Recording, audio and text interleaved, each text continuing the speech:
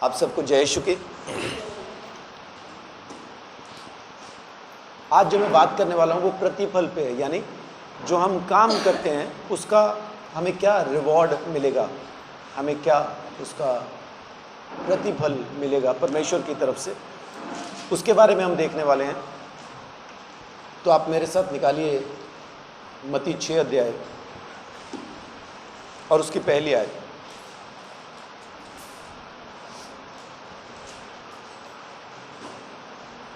सावधान रहो, तुम मनुष्यों को दिखाने के लिए अपने धर्म के काम ना करो, नहीं तो अपने स्वर्गीय पिता से कुछ भी फल ना पाओगे। यीशु मसीह यहाँ पे बहुत अच्छे से एक चीज़ हमको सिखा रहे हैं मत्ती 6 अध्याय में पहली आयत के अंदर ही, क्या कि सावधान रह के वो काम करो जो प्रभु के लिए कर रहे हो। वो धर्म के काम जो तुम कर रहे हो सावधानी से करो, मनुष्य को दिखाने के लिए न करो, नहीं तो अपना प्रतिफल खो दोगे। और बहुत बार हम मनुष्य को दिखाने के लिए ही धर्म के काम करते हैं। थोड़ा सा कहीं किसी की मदद कर दो तो वो हम ये राग तब तक गाते रहते हैं जब तक जा में जा होती, जब तक हमें हमारी याददाश्त हमारा साथ देती है, उस वक्त तक हम सामने वाले को ये याद करवाते रहते हैं कि मैंने तेरी मदद की थी, है ना। किस टाइम पे मैंने तेरी मदद की, जब तू ऐसा था, जब तू वैसी थी, जब तू उस जगह पे परेशान था, जब तू उस जगह परेशान थी, तब मैंने तेरी मदद की। ऐसा हम, और बहुत बार हम जो दान करते हैं, बहुत बार जो हम दान देते हैं, वो भी इसलिए देते हैं ताकि लोग देख सकें कि मैंने दिया है। मन के अंदर होता है कि लोग देखें कि मैंने दिया। चुप के देना अच्छा नहीं लगता है ना, चुपचाप दे दिया और ख़त्म हुआ, वैसा नहीं। दिखा के, सबको बता के, वो पूरा घुमा के, यानी मैंने दिया है, ऐसा। इसमें बहुत सारी चीज़ें आएंगी जो हम आज देखेंगे, लेकिन यीशु मसीह ख़ास हिदायत हमें यहाँ पे क्या दे रहा है, ख़ास चेतावनी क्या है, ख़ास शिक्षा क्या है कि जो भी तुम काम करते हो, धर्म के जो काम करते हो, दिखाने के लिए नहीं करना। दिखाने के लिए करोगे तो प्रतिफल खो दोगे। या फिर यीशु मसीह का कहना है कि अगर दिखाने के लिए कर रहे हो तो तुम्हारे मन के अंदर यही इच्छा है ना, देते समय या कुछ भी करते समय, कि लोग देखें। तो लोगों ने देख लिया, बस तो हो गया, उसी के लिए तो कर रहे थे ना। यहां पे जो रिवॉर्ड शब्द आता है ना, ये दिहाड़ी या तनख्वाह या मजदूरी जैसा शब्द है। यहां पे प्रतिफल जो शब्द आता है, इसका मतलब है कि जो हमने किया है उसका हमको कुछ वापस मिलना है। जो हम कर रहे हैं उसका प्रतिफल हमें वापस मिलेगा, यानी हम उसकी मजदूरी पाएंगे, हम तनख्वाह पाएंगे, हम दिहाड़ी पाएंगे। जो कर रहे हैं उसका हमें वापस मिलना है। जो भी नौकरी या जो भी काम, बिजनेस, जो कुछ भी हम कर रहे हैं उसके बदले में हमको कुछ ना कुछ तो मिलना ही है। तो यहाँ पे यीशु मसीह कहता है कि जो काम तुम कर रहे हो, दिखाने के लिए कर रहे हो, तो लोगों ने देख लिया, बस हो गया। लेकिन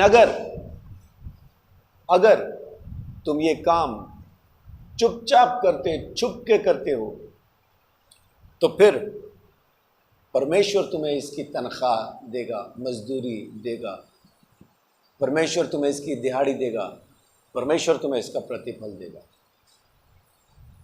अब सोचना तो आपने है, ये सोच आपकी अपनी है कि आपको परमेश्वर से चाहिए कि मनुष्य से चाहिए। मनुष्य क्या करेगा? आपने मनुष्य को दिखाने के लिए कोई काम किया, धर्म का कोई काम मनुष्य को दिखाने के लिए किया, तो मनुष्य क्या करेगा? देख लेगा, है ना। आपने उसको दिखाने के लिए किया, उसने देख लिया, हो गया, यही मिला आपको, करने वाले को यही मिला बस, क्योंकि उसने मनुष्य को दिखाने के लिए किया था और उसको दिहाड़ी मिल गई, लोगों ने देख लिया, बात खत्म हुई। लेकिन अगर वो काम आप परमेश्वर की महिमा के लिए करते हो, चुपचाप रह के करते हो, यानी इसलिए कर रहे हो, हाँ लोग उस टाइम भी देखेंगे, ये नहीं है कि आप उसको छुप के करेंगे, कहीं पे झाड़ियों में करके आ जाएंगे या अंधेरा करके लाइट बंद करके वो धर्म का काम करेंगे, वैसा कुछ नहीं। लोग तो देखेंगे तब भी, लेकिन आपके मन में क्या है? आप दिखाने के लिए कर रहे हैं या करने के लिए, परमेश्वर की महिमा के लिए कर रहे हैं? परमेश्वर उस चीज को जांचता है, उसको मालूम है हम किस लिए कर रहे हैं, वो जानता है, वो जानता है ना। बहुत सारे लोग इस चीज में भी, इस वहम में भी रहते हैं कि नहीं जी हम तो ईमानदारी से परमेश्वर के लिए कर रहे हैं, लेकिन उनके मन के अंदर वही विचार चल रहे होते हैं कि लोग देखें मैंने ये किया, लोगों को पता होना चाहिए कि मैंने ये किया। और बस जैसे ही उनके मन में ये ख्याल आता है तो लोगों को पता चल जाता है कि उसने किया, और वही उसका प्रतिफल है, उसको इसके अलावा और कुछ फिर हासिल नहीं होता। अब पहली चीज यहां पर यीशु मसीह जो सिखा रहा है वो है दान के बारे में। जैसे यीशु मसीह ने ये कहना शुरू किया कि तुम्हारे काम मनुष्य के लिए ना हो बल्कि परमेश्वर के लिए हो, गुप्त रीति से करना, तो सबसे पहली चीज उसने कौन सी की? दान। पैसा। पैसा कौन है? जमीन के ऊपर दूसरा ईश्वर।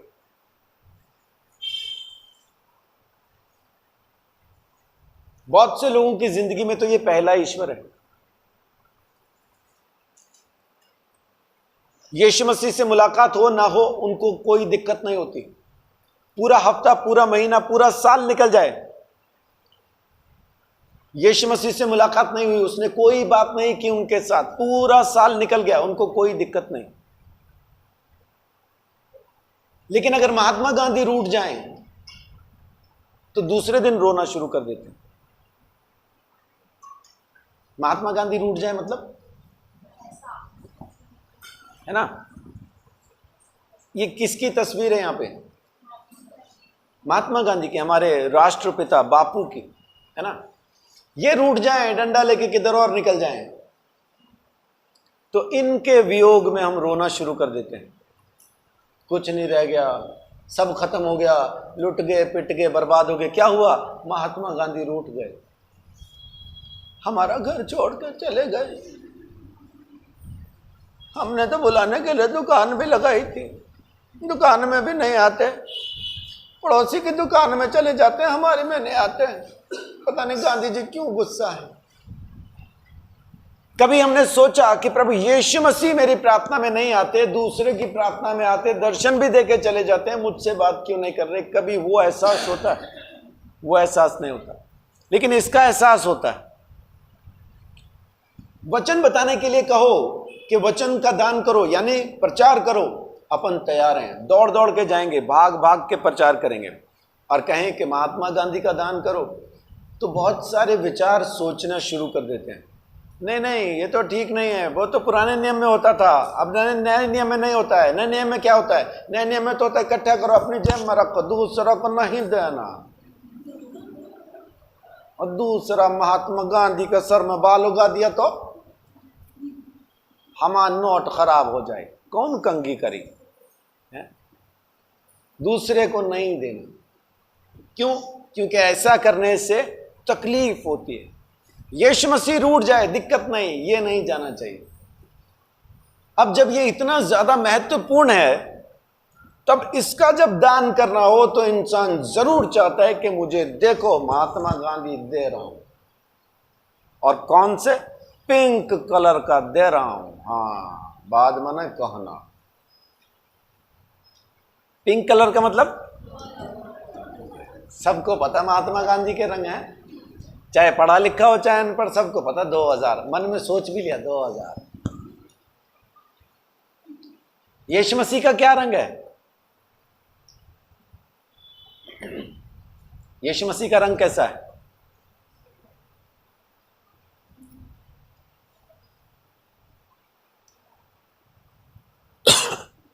कोई सोच रहा होगा गोरा, कोई सोच रहा होगा पिंक है, कोई सोच रहा होगा कैसा, है ना।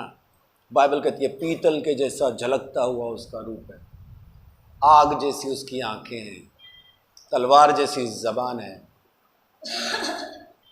क्या दिखता होगा, लेकिन उसको देख के डर नहीं लगता। कमाल ये है, जिन्होंने देखा ना उसको वो जानते हैं। यीशु को देख के डर नहीं लगता, उसको देख के पता चलता है ये सच है, बहुत से लोग कहते पहचाने कैसे यीशु है कि शैतान है। अरे जब आप सच को देखोगे तो एहसास होगा सच है, जब झूठ को देखोगे तो एहसास होगा कि झूठ है। जब आंखों में देखोगे तो पता चलेगा मोहब्बत है, जब आंखों में देखोगे तो पता चलेगा नफरत है। क्यों पता नहीं चलता यीशु है कि शैतान है? पता चलता है, बातों से पता चलता है, उसको देखने से पता चलता है, उसकी उपस्थिति से पता चलता है। यीशु मसीह सर से लेके पांव तक सच है, यीशु मसीह सर से लेके पांव तक मोहब्बत है, उसकी उपस्थिति का पता चलता है। तो पहली चीज यीशु मसीह क्या बोल रहे हैं दान के बारे में कि जब तुम दान दो, एक हाथ दे तो दूसरे हाथ को पता ना चले कि तुमने दिया है। इस तरह से दान दो तो स्वर्गीय पिता जो आसमान में गुप्त में बैठा देख रहा है वो प्रतिफल देगा। लेकिन अगर दिखाने के लिए दिया तो हमने प्रतिफल खो दिया। सबसे पहली चीज यीशु मसीह दान से क्यों शुरू करता है? क्योंकि ये देना बड़ा मुश्किल है, पैसा देना बहुत मुश्किल है। मुझसे पूछिए जब मैंने देना शुरू किया था तो मेरे लिए कितना मुश्किल था। मैंने बड़ी हिम्मत जुटा के 2008 में देना शुरू किया। उस वक्त 250 रुपये देता था मैं, दसवांश। लेकिन वो 250 रुपये मुझसे पूछो मैं कैसे निकालता था। 250 रुपये मेरे लिए एक ऐसी रकम होती थी हर महीने देने के लिए जैसे मुझे लगता था बस प्राण ही निकल गए, कुछ नहीं बचा पीछे, सब ले लिया। देना क्यों शुरू किया? क्योंकि बाइबल में परमेश्वर ने मुझसे बात की कि तू देता नहीं है, तुझे देना है। मैंने देना शुरू किया और जब देना शुरू किया तो मन ऐसा खोल दिया परमेश्वर ने कि अभी कोई टेंशन नहीं होती। और खाली मेरे देने से नहीं, अब उसने भी मुझे इतना दिया कि अब वैसे भी कोई टेंशन नहीं होती। परमेश्वर आप भेंट दोगे, आप दान दोगे, परमेश्वर आपको अमीर कर देगा ऐसा वायदा आपको बाइबल में मिलेगा नहीं। लेकिन उसकी महिमा आप पे जरूर होगी, वो जरूर आप पे अनुग्रह करेगा, वो जरूर आपको आशीष देगा, ये तो जरूर वायदा है। नहीं दोगे तो श्राप दे देगा, वैसा भी कुछ नहीं है। ना दो तो ना दो, आपको कौन कहता? कान पे बंदूक कोई नहीं लगाएगा, निकाल, ऐसा कोई नहीं कहेगा। ये आपकी अपनी बातचीत है। इसलिए यीशु मसीह सीधा समझा के बता रहा है कि अगर दान दे रहे हो, वो ये नहीं कह रहा, आज्ञा नहीं दे रहा दान दो, ये आज्ञा नहीं दे रहा है। वो कह रहा है अगर दान दो तो ऐसा दो कि एक हाथ दे तो दूसरे को पता नहीं चलना चाहिए। परमेश्वर इसका प्रतिफल जरूर देगा, परमेश्वर प्रतिफल देगा, यीशु मसीह का वायदा है। इसलिए मैं कैसे कह सकता हूं कि दान देने से आपको कुछ नहीं मिलेगा?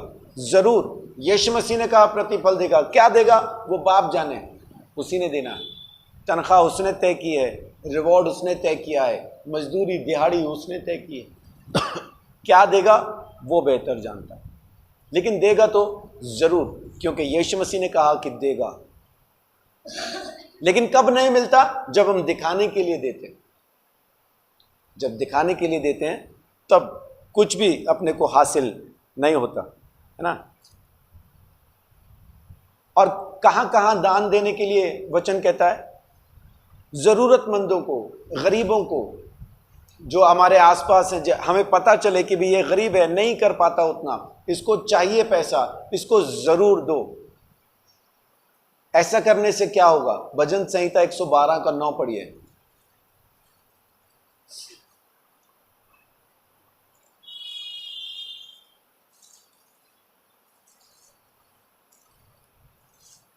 उसने उदारता से दरिद्रों को दान दिया और उसका धर्म सदा बना रहेगा और उसका सिंह महिमा के साथ ऊंचा किया जाएगा। आमीन। क्या लिखा है कि उसने दरिद्रों को दिया, तो ऐसा करने से क्या होगा? उसका धर्म बना रहेगा, उसको महिमा भी परमेश्वर देगा। और एक और काम होगा, 10वीं आयत में देखिए क्या लिखा है।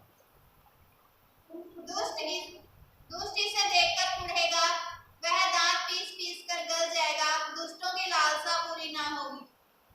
दुष्ट गल जाएगा, दांत पीस पीस के खत्म हो जाएगा, उसकी लालसा कभी पूरी नहीं होगी। तो 2 चीजें होंगी, या कहें तो 3 चीजें होंगी। एक, आपका धर्म बना रहेगा। दूसरा, परमेश्वर महिमा देगा। और तीसरा, दुष्ट आपकी जिंदगी से कुड़ कुड़ के, पिस पिस के, पिघल के खत्म हो जाएगा। आमीन। और किस चीज के लिए देना है? देखिए, 2 कुरिन्थियों 9 अध्याय, 2 कुरिन्थियों 9 अध्याय 6 से 14, 2 कुरिन्थियों 9 का 6 से 14। परंतु बात यह है, जो थोड़ा बोता है वह थोड़ा काटेगा भी, और जो बहुत बोता है वह बहुत काटेगा।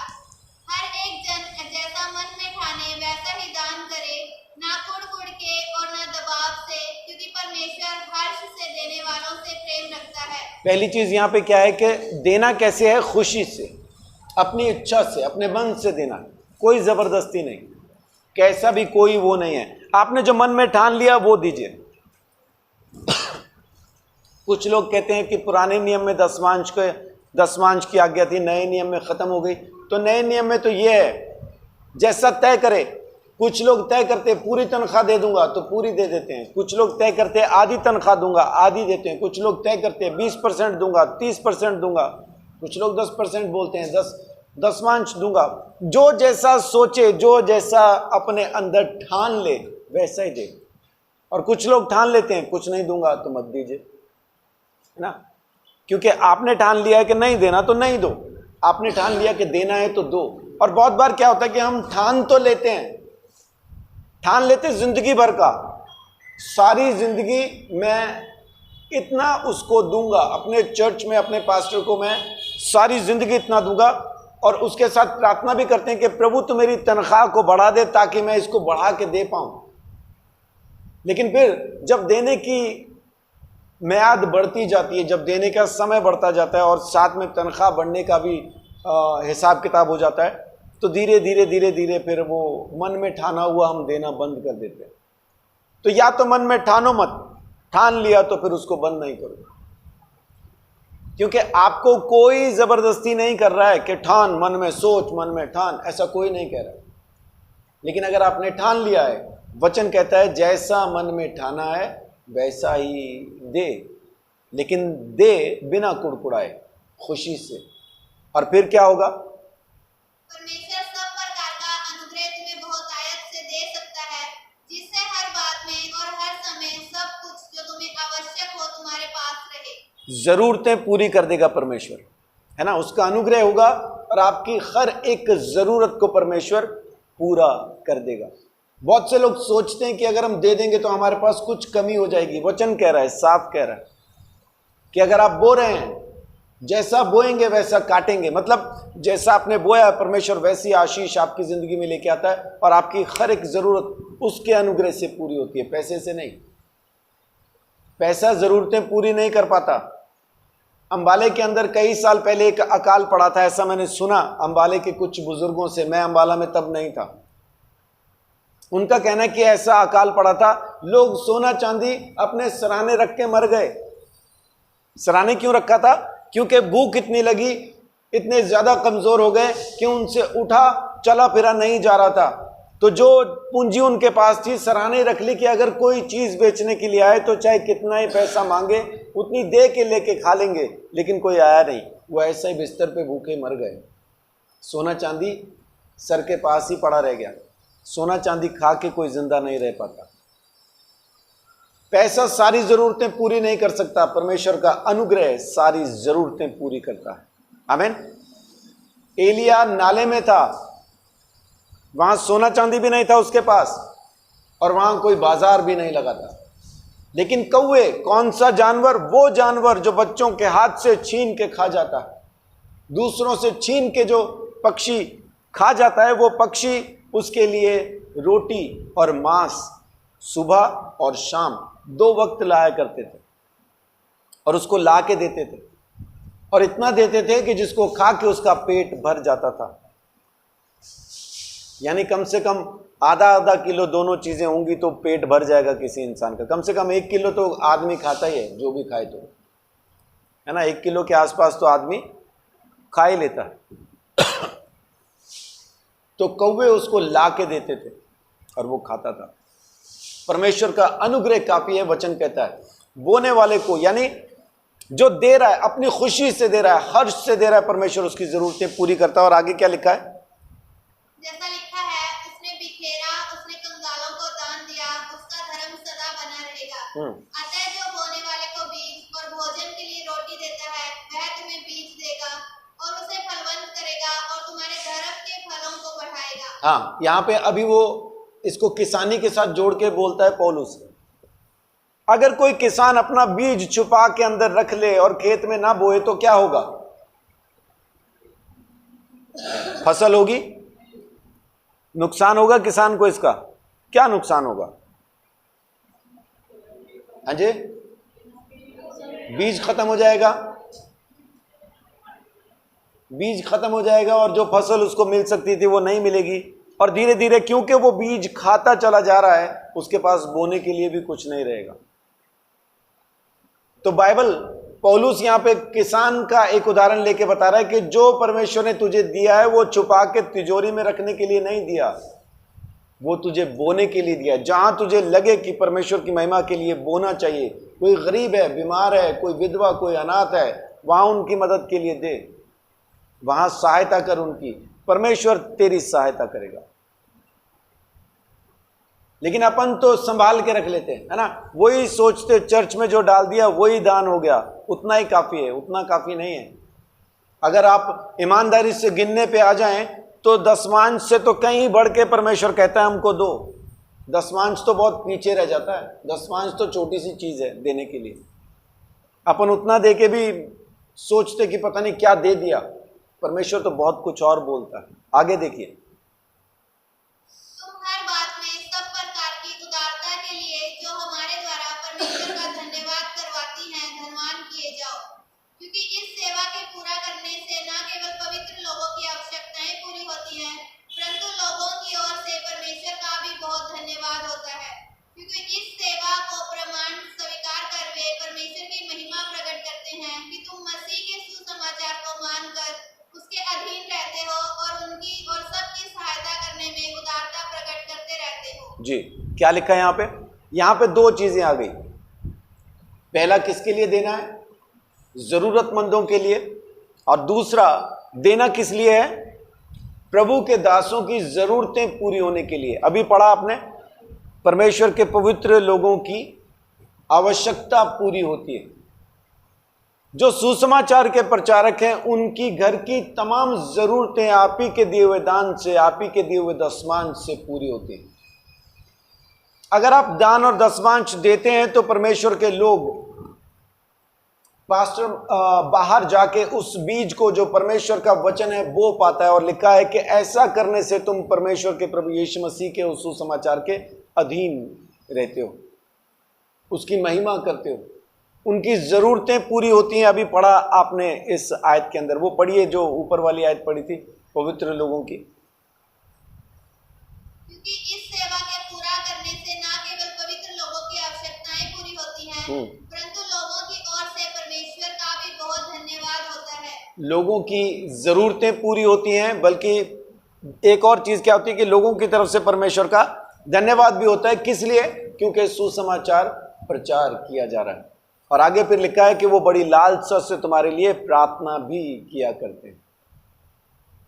तो दान किस लिए देना है? उनकी जरूरतों के लिए, जो गरीब हैं, जो विधवा है, अनाथ है, कंगाल है, उनकी सहायता के लिए और सुसमाचार के प्रचार के लिए। सुसमाचार प्रचार का मतलब ये नहीं है कि आपने पैसा दिया और उसी से वो पास्टर कहीं गया, जाके वहां पे प्रचार करके उसी पैसे से वापस आ गया। सुसमाचार प्रचार का मतलब है कि जो पैसा आपने दिया उससे उसने राशन लिया, अपने घर में डाला, अब घर वाले खाना खा रहे हैं तो वो बाहर जाके प्रचार कर पाता है। घर का बिजली का बिल, बच्चों की फीस, घर का किराया, सब कुछ वो उसी में से दे रहा है ताकि जाके सुसमाचार का प्रचार कर सके। क्योंकि अगर पास्टर नौकरी करना शुरू करे या कोई बिजनेस शुरू करे तो आप खुद भी जानते हैं कि आप कितना निकलते हो उसके बाद अपने घर से सुसमाचार प्रचार करने के लिए। सुबह से लेकर शाम तक आप जॉब पे हैं तो उसके बाद फिर कौन, दूसरे शहर में आपको बुलाया जाए तो छुट्टी मिलेगी तो जाएंगे, छुट्टी नहीं मिलेगी तो नहीं जाएंगे। इसीलिए परमेश्वर ने यह नियम बना के हमारे पास दे दिया कि सुसमाचार प्रचारक की जो रोजी रोटी का इंतजाम है सुसमाचार प्रचार से ही होगा। तो ये दान आपने क्यों देना है? यीशु मसीह, ये वचन परमेश्वर का बताता है कि दो चीजों के लिए, जरूरतमंदों की जरूरत पूरा करने के लिए और दूसरा सुसमाचार की सेवा के लिए। लेकिन देना तो इसको आपको खुशी से है, नहीं तो और दूसरा कोई कारण है नहीं। आप अपने मन से दीजिए, लेकिन इसलिए देना है। दूसरी चीज यीशु मसीह जो कह रहा है वो है प्रार्थना। मत्ती 6:15,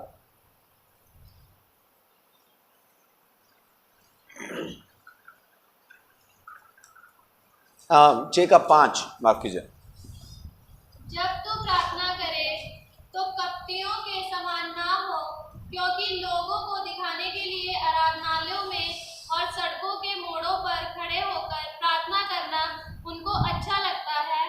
मैं तुमसे सच सच कहता हूँ कि वे अपना प्रतिफल पा चुके।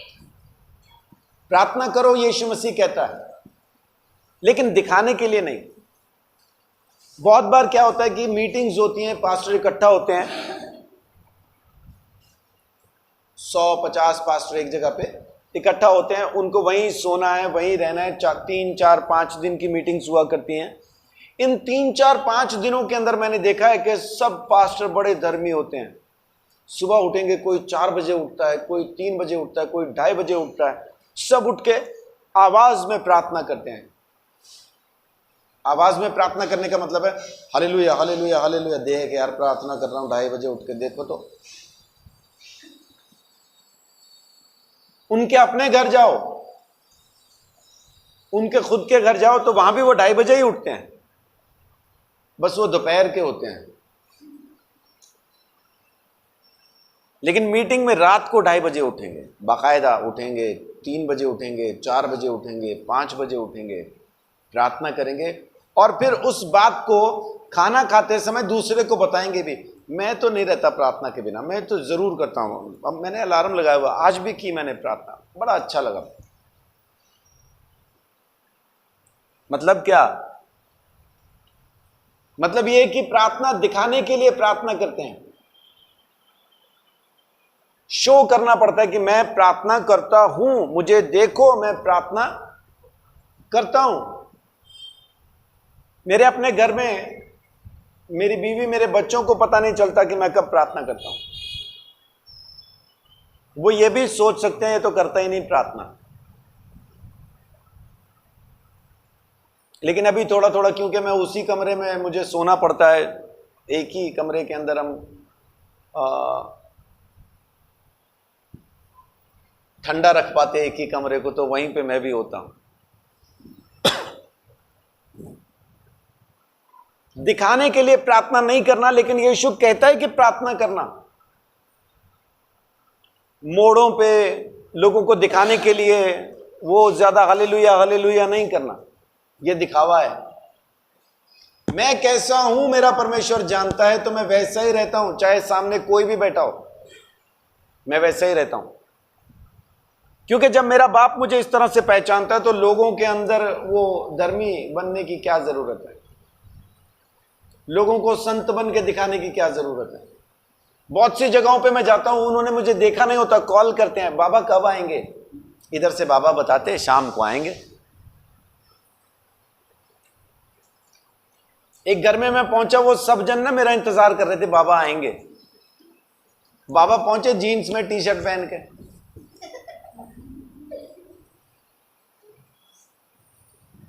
मैं अंदर आ भी गया, कुछ लोग फिर मेरे पीछे से निकल के पीछे देख रहे थे, बाबा कहां हैं?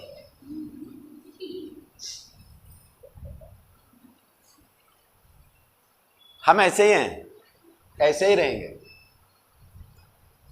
क्योंकि मेरा बाप मुझे इसी तरह से पहचानता है, तो मैं ऐसा ही ठीक हूं। दिखावा मनुष्य के लिए है, वो ढोंग कहलाता है। परमेश्वर कपटी कहता है उनको, अभी पढ़ा हमने, कपटियों की जैसा प्रार्थना नहीं करना।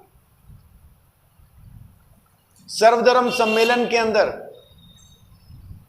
मैंने वो वीडियो ऑनलाइन डाला, एक भाई ने मुझे मैसेज किया, पास्टर जी अपने आसपास देखो, सबने संतों वाले कपड़े पहन रखे हैं। हाँ पहन रखे हैं। मैं जीन्स के ऊपर कोट पहन के गया हुआ था, दिसंबर में होती है ना वो, तो इसलिए कोट पहना था ऊपर। नीचे ब्लू जीन्स थी, ऊपर वाइट शर्ट मेरा ख्याल और काली जैकेट, काला कोट था। वो मुझे कह रहा आपको भी चोगा पहन के आना चाहिए था। मैंने उसको बाकायदा वापस जवाब दिया, मैं घघरी नहीं पहनता।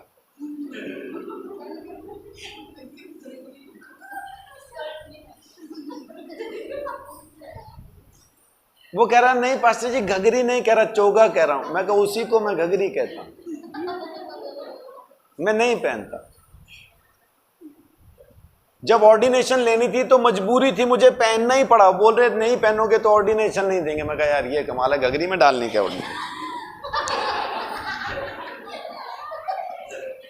वो मुझे सिलवानी पड़ी, 2,500-3,000 रुपए का खर्चा। वो पता नहीं कहां पड़ी है, घर में पड़ी है कहीं।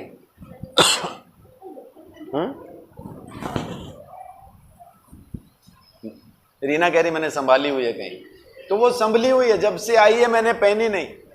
एक बार पता नहीं क्यों कहां पे क्या कुछ था कि वो मुझे पहननी थी वो, तो शायद 2 बार मैंने उसको पहना है। बहुत बार मुझे कहा गया पास्टर जी आप चोगे में आना, नहीं जाता मैं, मेरे को अच्छा नहीं लगता, वो दिखावा लगता है। क्योंकि मैं ऐसा नहीं हूं, तो वो आधे घंटे के लिए मेरे को वैसा बनना नहीं है। या तो फिर मैं पहन लूंगा तो फिर पहन ही लूंगा, वही पहनूंगा, फिर ऐसा ही हूं भाई मैं। और जब तक मेरे मन में वो नहीं आएगा तो मैं ऐसा रहूंगा, दिखावा नहीं, जैसा हूं वैसा हूं। प्रार्थना के अंदर आपको बहुत जरूरी है कि परमेश्वर के सामने आप उस तरह से जाएं जैसे आप हैं। जैसे आप नहीं हैं उस तरह से जाने की जरूरत नहीं। अपन मालूम प्रार्थना में कैसे जाते हैं, हालेलुया हो प्रभु तेरा धन्यवाद, महान परमेश्वर तेरा धन्यवाद करता हूं।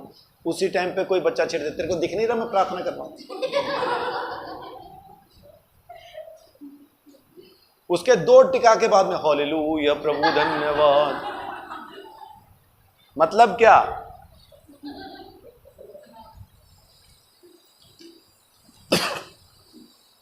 प्रार्थना में पता नहीं हम क्यों अपने आप को धर्मी मानना शुरू कर देते।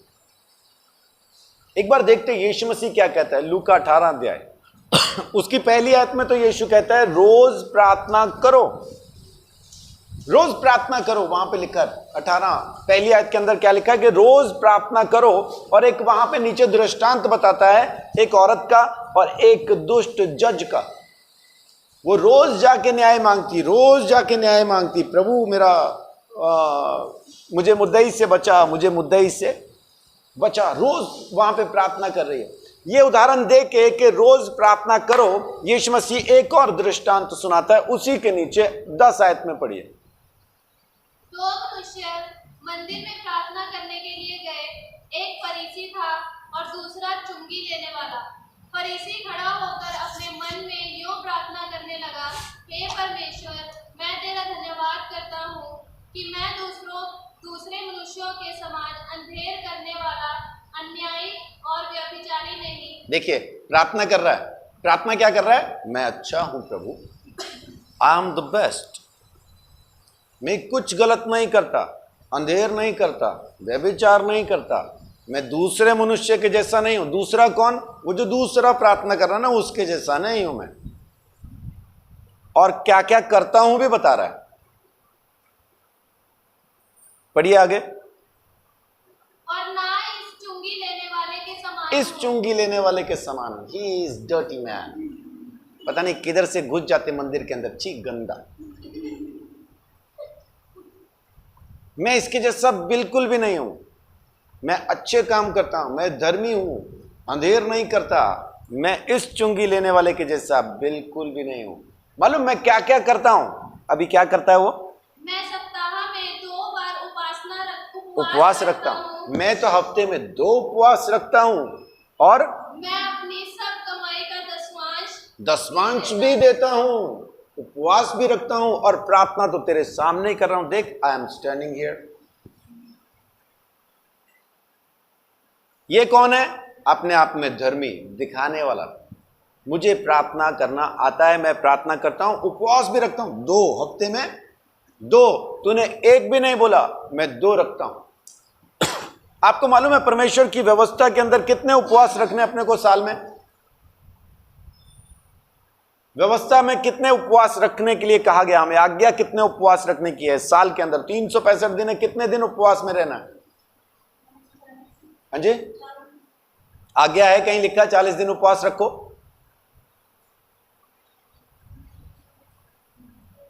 कहीं लिखा है? वो बताओ मुझे। ये लिखा है 40 दिन उपवास रखो। कितने दिन की आज्ञा है?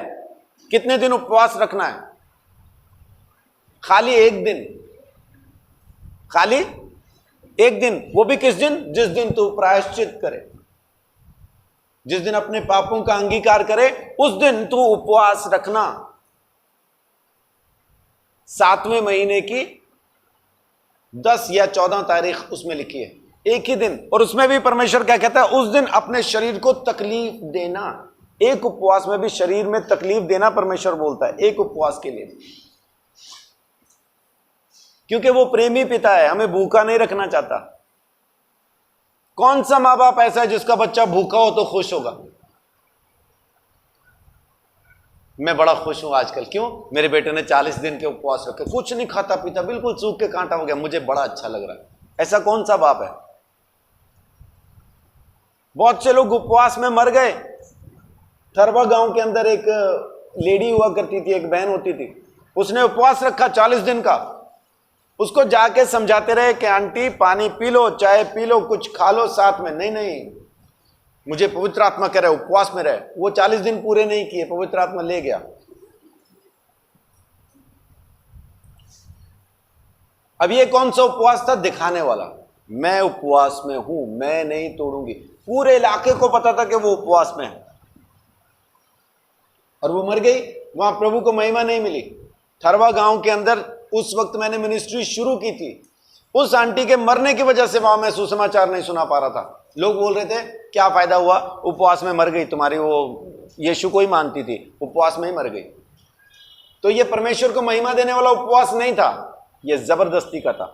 कुछ लोग उपवास मालूम कब रखते? जब किसी को तकलीफ हो रही हो, अपने बच्चे को, बहन को, भाई को, बेटे को, बेटी को, मियाँ को, बीवी को, किसी को, माँ बाप को, किसी को तकलीफ हो तो उपवास रखते हैं कि उसको चंगा कर लूं, उपवास रख के। ऐसा कुछ नहीं होता है, ऐसा कुछ नहीं होता है। आप एक बार कह दो, परमेश्वर वैसे भी सुन रहा है आपकी, उसके लिए आपको अलग से उपवास रखने की जरूरत नहीं। उपवास तो खाली इसलिए रखना है ताकि आप माने कि मैं परमेश्वर के सामने बुरा हूं, पापी हूं, गलत हूं। दीन और नम्र होने के लिए, उसकी और नजदीक आने के लिए उपवास रखना। और दूसरा भाई क्या प्रार्थना कर रहा वहां पे? परंतु चुंगी लेने वाले ने दूर खड़े होकर स्वर्ग की ओर आंखें उठाना भी ना चाहा, वरन अपनी छाती पीट पीट कर कहा, हे परमेश्वर, मुझ पापी पर दया कर। मैं तुमसे कहता हूँ कि वह दूसरा नहीं, परंतु यही मनुष्य धर्मी ठहराया जाकर अपने घर जाएगा, अपने घर गया, क्योंकि जो कोई अपने आप को बड़ा बनाएगा वह छोटा किया जाएगा, और जो अपने आप को छोटा बनाएगा वह बड़ा किया जाएगा। आमीन। परमेश्वर का वचन साफ कह रहा है, यीशु मसीह यहाँ पे सिखा रहा है और साफ कह रहा है कि एक ने कहा मैं पापी हूं, नजर उठा के आसमान की तरफ, स्वर्ग की तरफ देखना भी उसने मुनासिब ना समझा। कहा कि प्रभु मैं इतना पापी हूं, मैं तो तुझे तेरी और नजर भी नहीं उठा सकता हूं। यीशु कहता है ये जो दूसरा है ना, ये धर्मी ठहराया गया, ये अपने घर गया धर्मी ठहराए जाने के बाद। एक मीटिंग के अंदर एक पास्टर ने बोला कि मेरे लिए प्रार्थना करना, कलीसिया के लोग कलीसिया छोड़ के दूसरी कलीसिया में जा रहे हैं। तो एक पास्टर बड़े गुस्से में बोला, प्रार्थना नहीं करता होगा तू, इसीलिए जा रहे हैं। वो तो पहले ही परेशान है भाई, ऊपर से एक और धर्मी खड़ा हो गया वहां पे। उपवास के साथ प्रार्थना कर, प्रायश्चित कर, परमेश्वर लोगों को वापस ले आएगा। वो कुछ ज्यादा ही लंबा लेक्चर हो गया। तो फिर मैं खड़ा ही था स्टेज पे, मेरे हाथ में माइक था। मैं पास्टर जी यूहन्ना 6 का 66 पढ़ लो, यीशु मसीह को भी छोड़ के चले चले गए, तो इसका मतलब यीशु भी उपवास और प्रार्थना नहीं करता होगा, है ना। ये आप ही ने सीखा, आप ही सिखा रहे। यीशु मसीह को भी छोड़ के चले गए थे लोग। तो बहुत से लोग इस तरह से भी आ जाते हैं, है ना। आप थोड़ा सा बीमार क्या हो जाओ, आके आप तू पापी है, तू तो पापी है, शुरू हो जाते हैं। जरूर तूने पाप किया होगा तभी तू बीमार है। बीमारी अज्ञानता की वजह से है, क्योंकि हम यीशु मसीह के मार खाने, उसके कोड़े खाने की सामर्थ को पहचान नहीं पा रहे, इस वजह से बीमार है। वो समझ में आते ही चंगे हो जाएंगे, आपको ज्यादा देर नहीं लगेगी चंगा होने के लिए। लेकिन क्योंकि उसके मार खाने की उस ताकत को हम समझ नहीं पा रहे, उसके मार खाने से मैं चंगा हो गया, ये वचन में लिखा है, लेकिन उसको समझ नहीं पा रहे, इसलिए बीमार है। यीशु मसीह ने कहा मत्ती 22:29 में, तुम परमेश्वर की सामर्थ और पवित्र शास्त्र के सामर्थ को नहीं जानते, इसीलिए भूल में पड़े हो। तो जिस दिन हमको परमेश्वर का वचन और परमेश्वर की सामर्थ दोनों समझ में आ जाएंगी, चमत्कार होने लगेंगे, हम चंगे हो जाएंगे, कोई परेशानी बाकी नहीं रहेगी। यीशु मसीह कहता है कि प्रार्थना करो, रोज करो, लेकिन दिखाने के लिए नहीं करो, दिखाने के लिए नहीं करो। रोज प्रार्थना करने से आपकी जिंदगी के अंदर बहुत कुछ बदल जाएगा। अपने चर्च में शांति बहन आती है, उसकी बेटी को परमेश्वर बात करता, उनकी बेटी के साथ परमेश्वर बात करता, लेकिन वो बहुत टाइम से कभी ख्वाब में कभी दर्शन में चीजें देखा करती थी कि लोग किसी को मार रहे हैं, और बाद में वो पूरा हो जाता था। तो अभी मेरी उनसे बात हुई तो मैंने कहा कि आप इस चीज के लिए प्रार्थना करना शुरू करो, प्रभु उसको बदल देगा। वो पहले क्या सोचती थी, जो प्रभु ने दिखाया वो तो पूरा होना ही है, प्रार्थना करने की जरूरत नहीं। लेकिन मैंने जब उनको कहा कि आप दुआ करें, परमेश्वर इसको बदल सकता है, तो अभी हाल ही में उनको एक दर्शन मिला कि वो जब सो रही हैं तो पंखा गिरा, चेहरे पे ही गिर गया और सारा चेहरा खून खून हो गया। उस बात को लेके उन्होंने मेरी बात को समझा और प्रार्थना करना शुरू किया। कल की बात है, वो अपने बेड से उठ के वॉशरूम गई, जैसे ही वॉशरूम गई पंखा गिर गया। तब उन्होंने धन्यवाद दिया, प्रभु धन्यवाद इस बात को समझाने के लिए कि हम प्रार्थना करें तो चीजें बदल जाती हैं। यीशु मसीह ने जो हमको दिखा दिया, वो ये नहीं दिखा दिया कि ये दिखा रहा हूं तो ये होके ही रहेगा। मूसा को परमेश्वर ने कहा इस जाति को मैं खत्म कर दूंगा, तुझसे नई जाति बनाऊंगा, लेकिन मूसा ने परमेश्वर को मना लिया, ऐसा नहीं कर, परमेश्वर को उसने मना लिया। अब्राहम यहोवा के सामने खड़ा हो गया कि सदोम में अगर 50 मिलेंगे तो छोड़ देगा, छोड़ दूंगा, 40 मिलेंगे तो छोड़ दूंगा, छोड़ दूंगा, 30 धर्मी मिलेंगे तो छोड़ देगा, छोड़ दूंगा, 20 मिलेंगे तो छोड़ देगा, छोड़ दूंगा, 10 ही मिलेंगे तो छोड़ देगा, हाँ छोड़ दूंगा। 10 भी नहीं मिले, एक ही मिला खाली, लूत, उसको पकड़ के बाहर निकाल दिया और शहर को तबाह कर दिया। लेकिन बाइबल में लिखा है लूत को भी इसलिए परमेश्वर ने वहां से निकाला क्योंकि उसने अब्राहम को याद किया था। अब्राहम की वजह से लूत को उसने वहां से निकाल दिया, नहीं तो बचने वाला वो भी नहीं था। तो आप जब प्रार्थना करेंगे तो चीजें बदल जाएंगी, चीजें बदल जाएंगी। आपका बॉस आपके साथ अच्छा व्यवहार नहीं कर रहा, प्रार्थना कीजिए, बॉस बदल जाएगा, यानी नया बॉस नहीं आ जाएगा, यही वाला बदल जाएगा, ये अच्छे से बात करना शुरू कर देगा। पत्नी पति से सही बात नहीं कर रही, पति पत्नी के साथ सही बर्ताव नहीं कर रहा, प्रार्थना कीजिए, पत्नी बदल जाएगी, ऐश्वर्या राय आ जाएगी।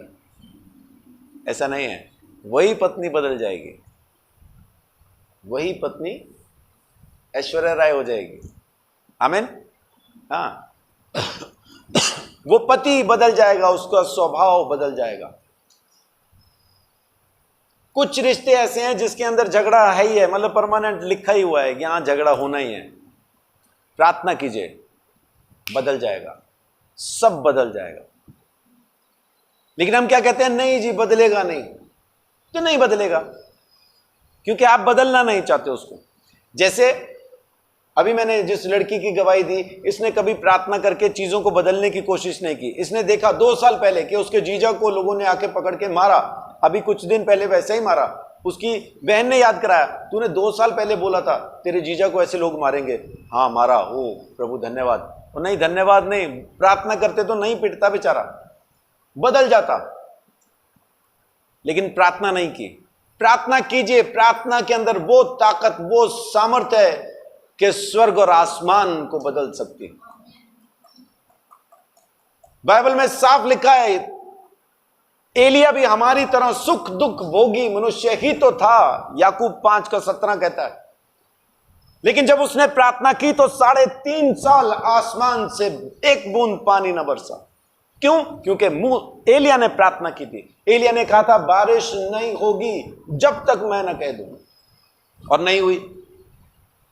लेकिन हम प्रार्थना पे यकीन नहीं कर पाते, अपनी बातों पे करते हैं, अपने कामों पे यकीन करते हैं। प्रार्थना कीजिए, यीशु मसीह कहता है रोज करो।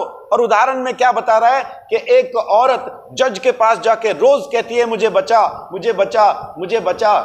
तो जज इसी वजह से उसको बचा लेता है क्योंकि वो सोचता है कि रोज आके मेरे नाक में दम कर देगी, यार पहले इस औरत का मुकदमा खत्म करो। और यीशु कहता है कि जब एक बुरा दुष्ट, एक ऐसा जज जो कि अच्छा नहीं, जो मनुष्य की परवाह नहीं करता, परमेश्वर से नहीं डरता, अगर वो उस औरत के रोज रोज आने की वजह से उसका न्याय चुका देता है, तो स्वर्ग में बैठा हुआ वो स्वर्गीय पिता जो रोज उसकी दुहाई देते हैं, क्यों ना सुनेगा? जरूर सुनेगा। लेकिन प्रार्थना करना जरूरी है, और ये दिखाने के लिए नहीं, और खास तौर से उस तरह से नहीं, वो तो गंदा है मैं अच्छा हूं, मुझे बचा ले, मुझे भी गंदा कर रहा है, वैसा नहीं। परमेश्वर के सामने आप जैसे हैं ना, वैसा अपने आप को लेके जाइए। वहां मानिए मैं गंदा हूं प्रभु, मैं तो तेरी उपस्थिति में आने के लायक भी नहीं, ये तो तेरा अनुग्रह है जो तू मुझे आने देता है, और मैं जिंदा पाया जाता हूं तेरी उपस्थिति में। नहीं तो तेरी उपस्थिति में तो मैं राख के सिवाय कुछ ना बचूं। तेरी आंखें ऐसी पवित्र हैं कि बुराई को देख ही नहीं सकती। हबक्कूक 1 अध्याय उसकी 13 आयत में लिखा है कि उसकी आंखें इतनी पवित्र हैं कि बुराई को देख भी नहीं सकती। तू मुझे देखता और मुझसे मोहब्बत भी करता है प्रभु, तेरा धन्यवाद जो तूने मुझे संभाल के रखा, जो तूने मुझे अपनी उपस्थिति में आने दिया। यीशु मसीह की पवित्र आत्मा के द्वारा, उसके लहू के द्वारा, पवित्र आत्मा के सामर्थ्य से आज हम यहोवा की उपस्थिति में खड़े हो पाते हैं, उससे बात कर पाते हैं, उसको अब्बा पिता कह के पुकार पाते हैं। तो जरूरी है कि हम वो करें, लेकिन दिखाने के लिए नहीं, दिखाने के लिए नहीं, उसके पास बैठने के लिए, उससे बात करने के लिए। और तीसरी चीज यीशु मसीह यहां पे 16 आयत में बता रहा है उपवास के लिए। उपवास तो आजकल नाटक हो गया। आज अपने जो ईसाई समुदाय, क्रिश्चियन समुदाय में सबसे ज्यादा जो नाटक है वो उपवास है।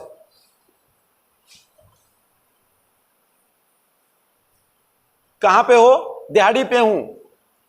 क्या कर रहे? काम कर रहा हूं। अच्छा मैं आ रहा हूं, खाना साथ खाएंगे? नहीं नहीं, आज खाना नहीं खाऊंगा। क्यों? क्योंकि मैं उपवास में हूं। यह कौन सा उपवास है? खाली खाना न खाने का नाम आज उपवास रख दिया। खाना नहीं खाओ माने उपवास। उपवास का मतलब है कि अगर आप खाना नहीं खा रहे हैं तो वो समय आप परमेश्वर के साथ बिता रहे हैं। जैसे जुआरी जुआ खेलने बैठते हैं, उनको ना भूख लगती है ना प्यास लगती है, उसको कहते हैं जुए के लिए उपवास।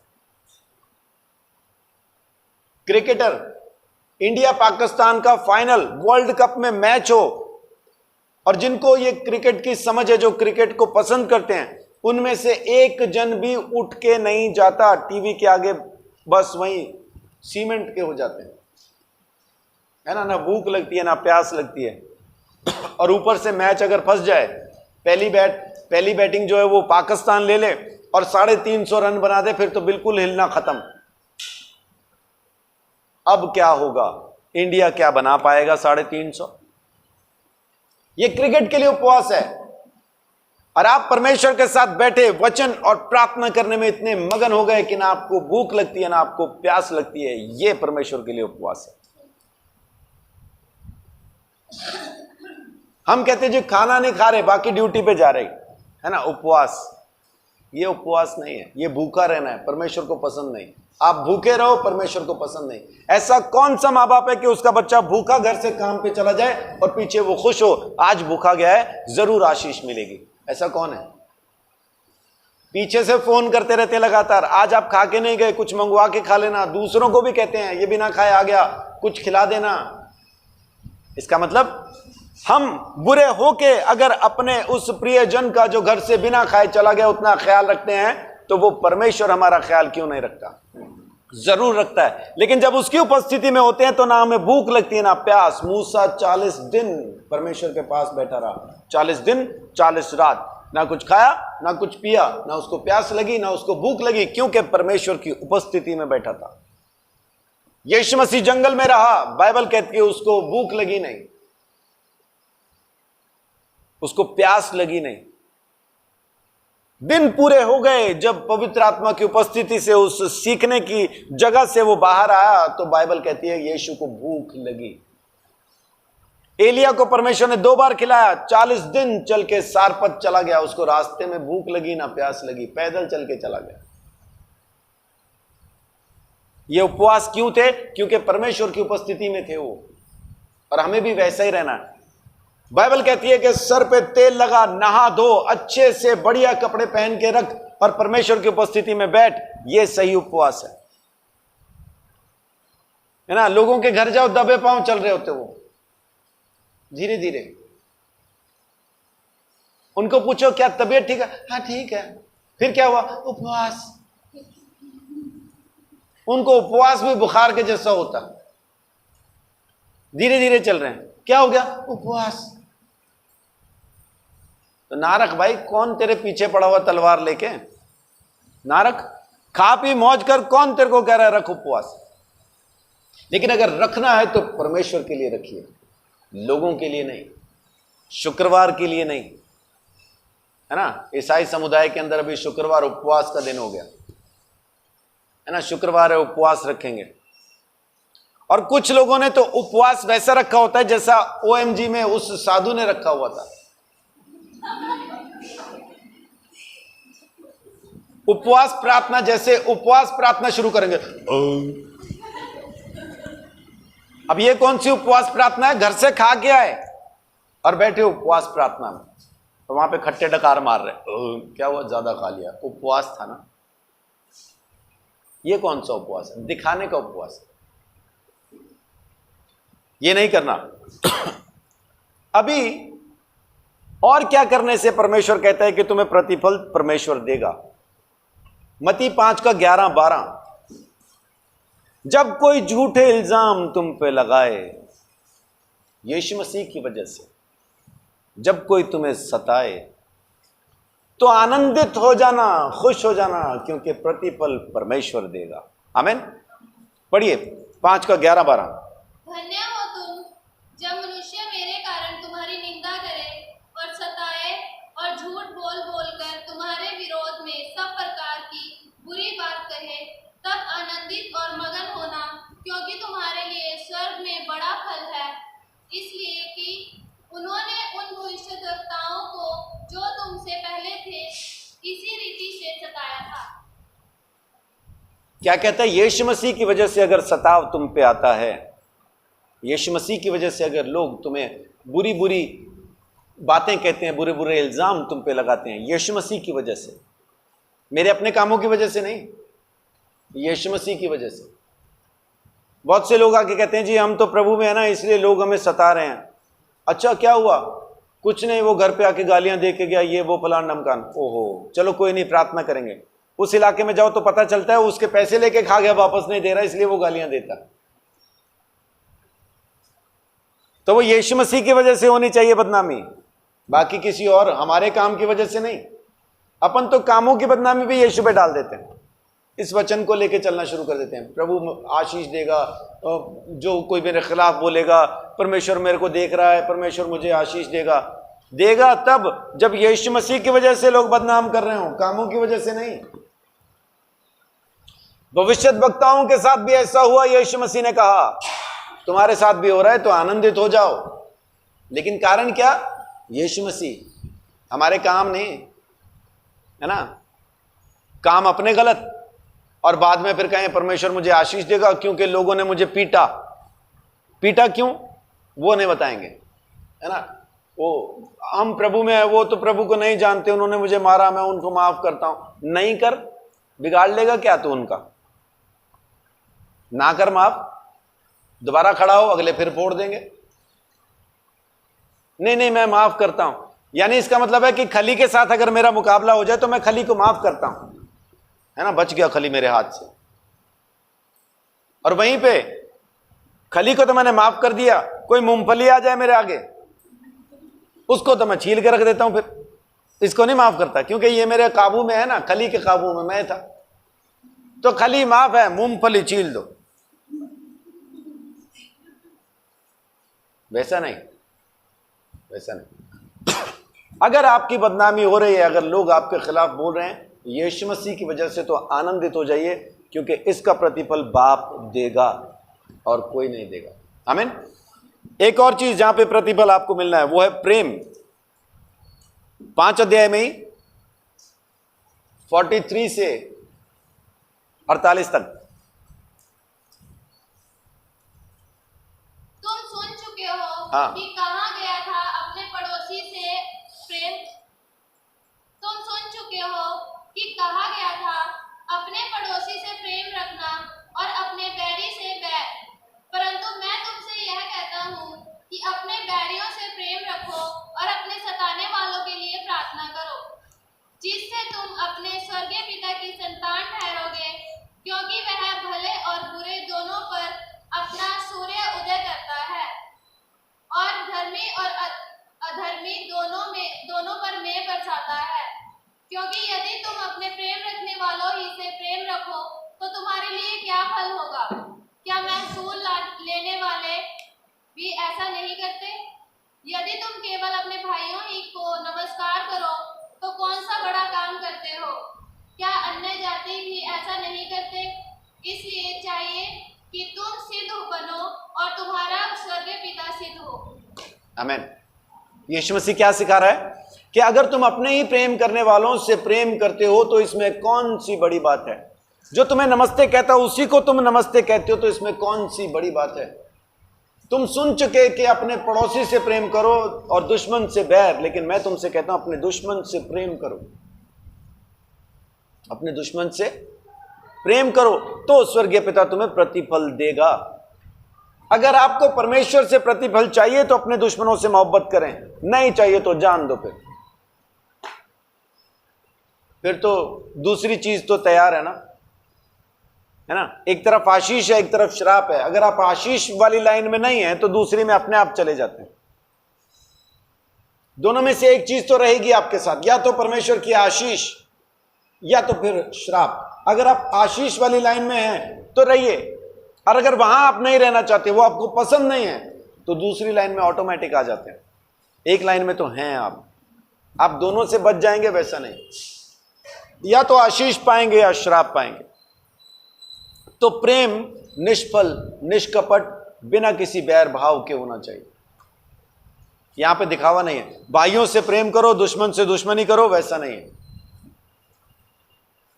दुश्मनों से भी प्रेम करो। यीशु मसीह कहता है उनके लिए प्रार्थना करो, मैं तुम्हें प्रतिफल जरूर दूंगा। और आखिरी बात 10 अध्याय 40 से लेकर 42 तक, मत्ती 10 का 40 से 42।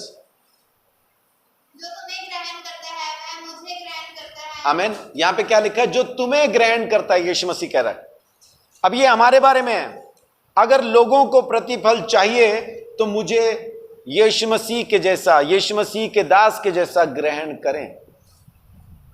मैं अगर यीशु मसीह का दास हूं तो अब पहचानेंगे कैसे कि मैं यीशु का दास हूं या नहीं? मेरे वचनों से, मेरी बातों से, मेरे कामों से नहीं, मेरी बातों से। मेरी बातें बताएंगी कि मैं यीशु मसीह का दास हूं या नहीं हूं, क्योंकि जो मेरे अंदर भरा है वही बाहर आएगा। और अंदर अगर पाप भरा है तो पाप बाहर आएगा, अंदर गुस्सा भरा है तो गुस्सा बाहर आएगा, अंदर वचन भरा है तो वही बाहर आएगा। और अंदर अगर सच्ची शिक्षा है तो वो बाहर आएगी, झूठी शिक्षा है तो वही बाहर आएगी। पहचानेंगे कैसे कि ये परमेश्वर का दास है? उसकी बातों से, उसके फलों से। फल क्या? उसकी बातें। बातों से समझेंगे आप कि मैं क्या हूं। बहुत से लोग कहते हैं फल काम है, लेकिन जब आप पढ़ेंगे बाइबल को तो आपको पता चलेगा कि फल काम नहीं है, फल बातें हैं। हमारे अंदर जो है वही बाहर आता है, उसी की वजह से हम पापी होते हैं, कामों की वजह से नहीं। काम तो बाद में करते हैं, मन में तो पहले आ जाती हैं चीजें। तो जो मन में है वो हमें पापी बनाता है, वो जो अंदर से बाहर आता है वो हमें पापी बनाता है। तो बाइबल क्या कह रही है? जो कोई तुम्हें ग्रहण करे वो मुझे ग्रहण करता है, यीशु मसीह कहता है। पढ़िए तो 40 आयत। जो तुम्हें ग्रहण करता है वह मुझे ग्रहण करता है। यीशु मसीह ने क्या कहा? जो तुम्हें ग्रहण करता है वो मुझे ग्रहण करता है। यानी परमेश्वर के लोग जब आपके घर आते हैं तो खुद यीशु मसीह आपके घर पे आता है। आप उसको किस तरह से स्वीकार करते हैं ये आपको देखना है। मान लीजिए मेरी और मेरी सास की बनती नहीं, लेकिन वो परमेश्वर के जन है, परमेश्वर की दासी है, वचन अंदर भरा हुआ है, और जब वो घर आती हैं तो मैं उनके साथ अच्छा बर्ताव नहीं करता, तो असल में मैं अपनी सास के साथ बुरा बर्ताव कर रहा हूं या प्रभु यीशु मसीह के साथ कर रहा हूं? क्योंकि बाइबल में यीशु ने कहा ना, जो तुम्हें स्वीकार करता है वो मुझे स्वीकार करता है। यीशु मसीह ने हमारी जगह पे अपने आप को रख दिया। मैं आया हूं तुम्हारे घर पे किसकी सूरत में? तेरी सास की सूरत में, तेरे दुश्मन की सूरत में, तेरे उस जानने वाले की सूरत में जिसको तू पसंद नहीं करता। मैं आया हूं। अब क्या करें? निकाल दें धक्के मार के यीशु मसीह को, या स्वागत करके उसकी मेहमान नवाजी करें? सूरत पसंद नहीं आ रही होगी मुझे, यीशु मसीह तेरी ये वाली सूरत ना मेरे को अच्छी नहीं लग रही, लेकिन यीशु क्या बोलता है? आज की तारीख में यही मेरी सूरत है, आज मैं ऐसा ही दिखता हूं, तुझे आज इसी सूरत की सेवा करनी है। कर पाएगा क्या? प्रभु तू है तो करूंगा ना, तू नहीं होता तो फिर तो देख लेता मैं। यीशु क्या कह रहा है? जिस किसी ने तुम्हें ग्रहण किया मुझे ग्रहण किया। और आगे, जो मुझे ग्रहण करता है वह मेरे भेजने वाले को ग्रहण करता है। अब आगे देखिए, कमाल की चीज क्या है? तुमको जिसने ग्रहण किया मुझे ग्रहण किया।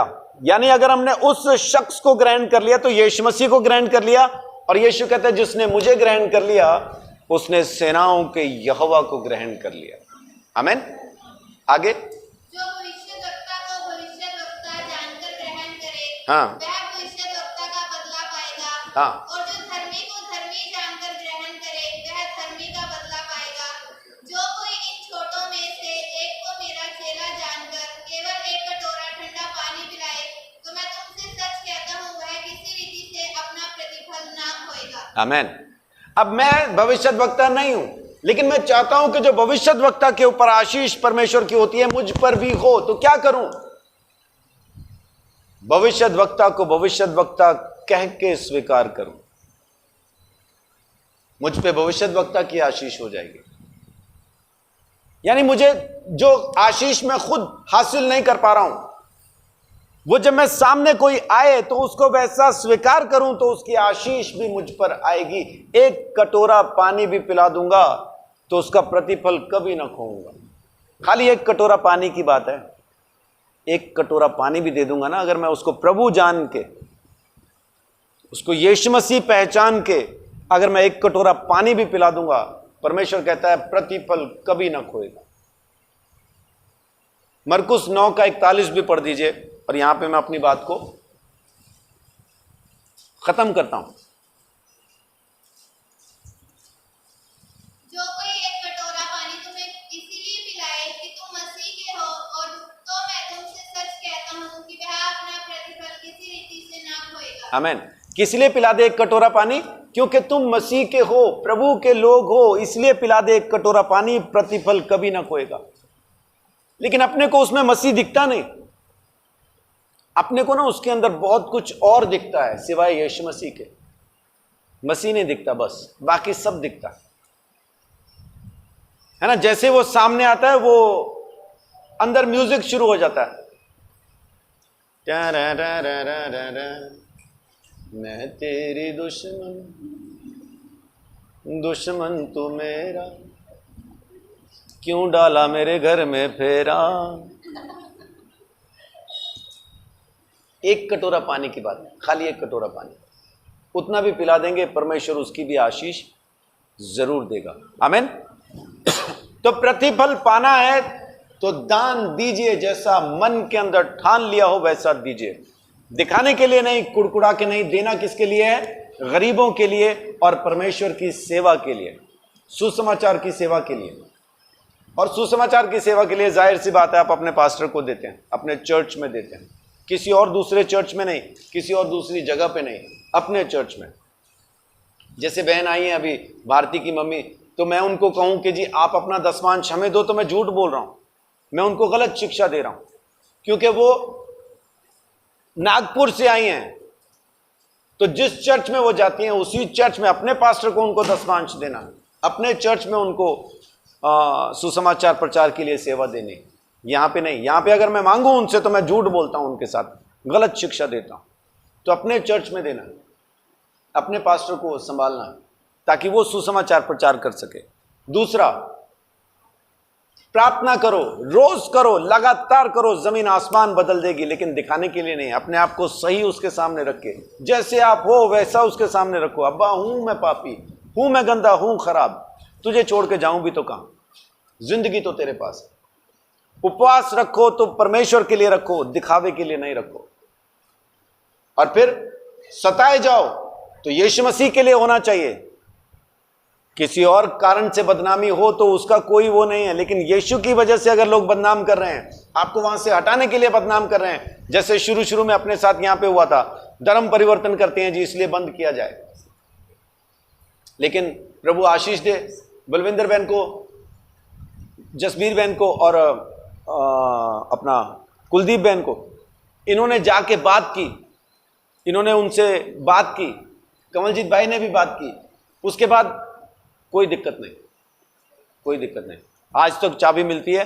एक बार हम लेट हो गए पहुंचने के लिए तो वो पूछ रहे थे लेट क्यों हो गए, हम सोच रहे थे चाबी लेने नहीं आए, है ना। शनिवार को रात को 8 साढ़े 8 बज गए, तो वो सोच रहे थे चाबी लेने क्यों नहीं आए। तो सताओ, बदनामी अगर हो तो यीशु मसीह की वजह से हो तो परमेश्वर आशीष देगा। मोहब्बत करो दुश्मनों से, उनके लिए प्रार्थना करो, दिखावा नहीं, सच में मोहब्बत करो। और जो प्रभु के लोग हैं उनको स्वीकार करो, जैसा यीशु मसीह को हम स्वीकार करते हैं। परमेश्वर इसका प्रतिफल जरूर देगा। परमेश्वर आप सबको बहुत आशीष, बड़ी बरकत दे, आपके परिवारों को संभाल के रखे।